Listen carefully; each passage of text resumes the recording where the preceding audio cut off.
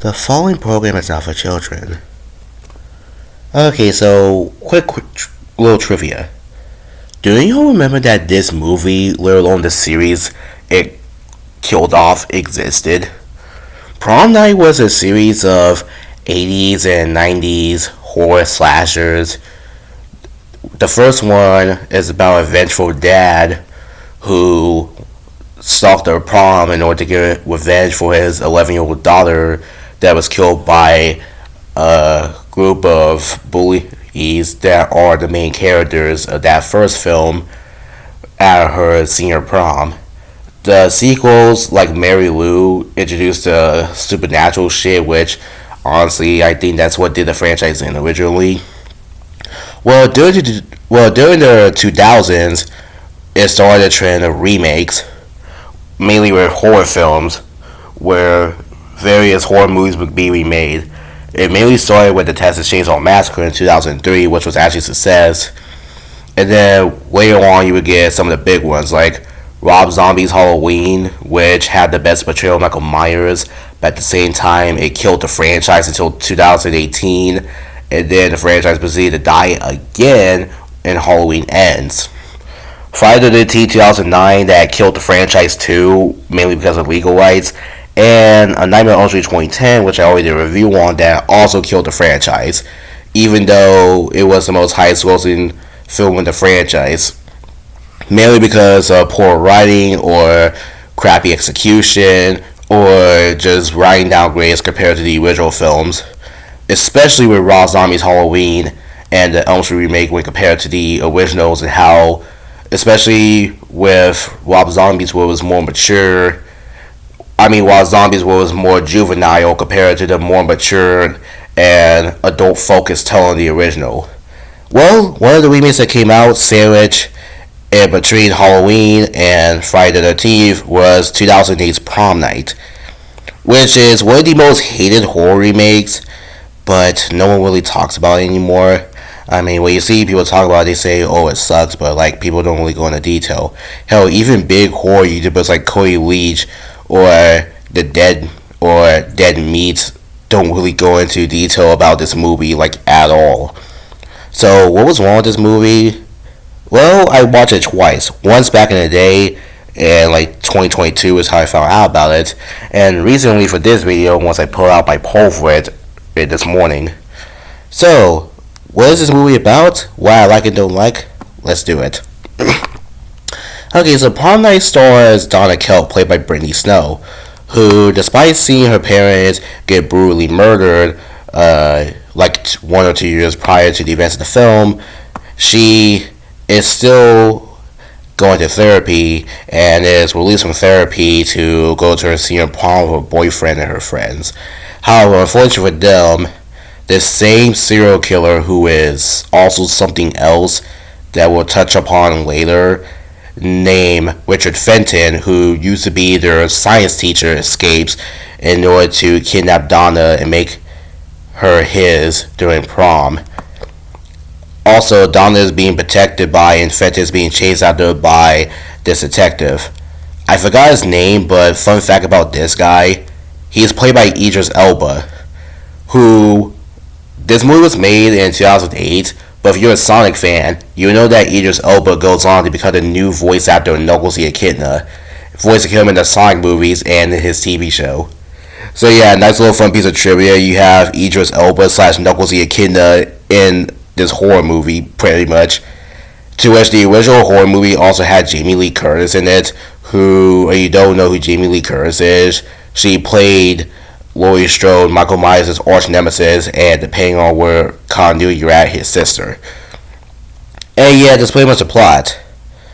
So, I always do like the concept of a horror movie taking place at prom. Obviously, if you've been watching the channel, you know that a show that I used to cover did this concept a whole lot better. But for this movie, it is kind of unique. I'm kind of astonished that neither the Child's Play films, the Friday the 13th films, or the Elm Street films had this kind of ideal of there being a killer at prom. The closest we got was one episode of the Chucky series where Chucky was at a talent show, but he was mainly just used to mock the bully character, that's it. Okay, so for some positives, I think Donna herself is an I protagonist. She's not memorable, but she's certainly not bad.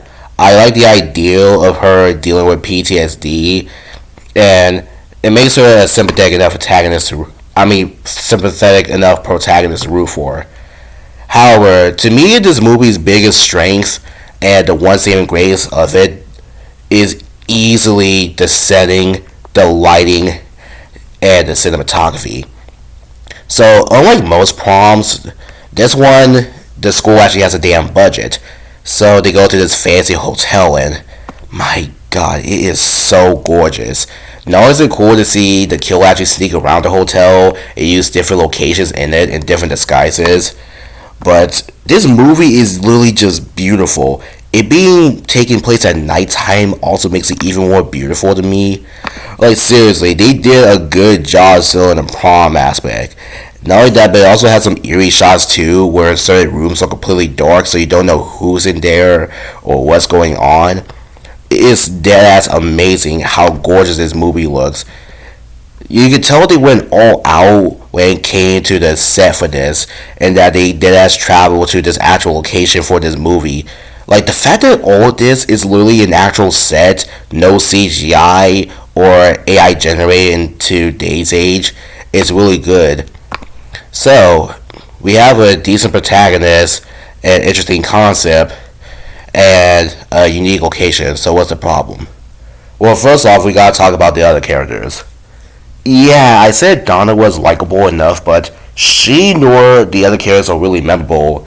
They're all kind of just teens that want to party, and that's it. Now, none of them are really bad people, but it's just they're not memorable. No one really remembers them. Like, when you think of memorable horror characters like Laurie Strode, Andy Barkley, or Nancy Thompson, like they're actually memorable, and you made them remember you, and they want you to root for them. Hence why Andy Barkley, Laurie Strode, and Nancy Thompson come back in future sequels, and it's hype whenever they show up. This movie is pretty much a one-off. Not only that, but it killed the franchise because of the negative reception it got. So these characters don't really get anything to do. Not only that, but these characters are exclusive to this film and this film only. Second is the kills. The kills are very generic. They're just all knife stabbing, and that's it. There's no creative traps or anything like that, which is upsetting because, like I said, the setting for this movie is extremely creative and well thought out, but the actual kills themselves aren't really. Now then, time for the biggest problem with this remake and the main criticism of it: the villain and his plot. So, in the original movie, the killer was a distraught dad who wanted to avenge his dead daughter for her murder, which made him a sympathetic antagonist to root for. So his motive makes sense.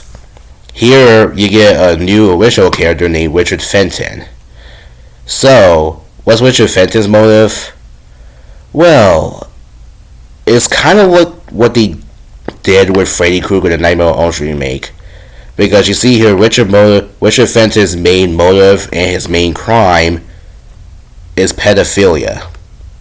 No, I'm being serious. Yeah, so you know how Nightmare on Elm Street was pretty much ruined by Freddy's motive, where in A Nightmare on Elm Street 2010, they used the original concept of Freddy being a pedophile rather than a killer, but the original series gave him an actual interesting motive, where he was the son of 100 maniacs that was put up for adoption by his nun of a mom, and then he got bullied at school for it, and then his adopted father, Mr. Underwood, beat him every day, and then that's how he became Freddy.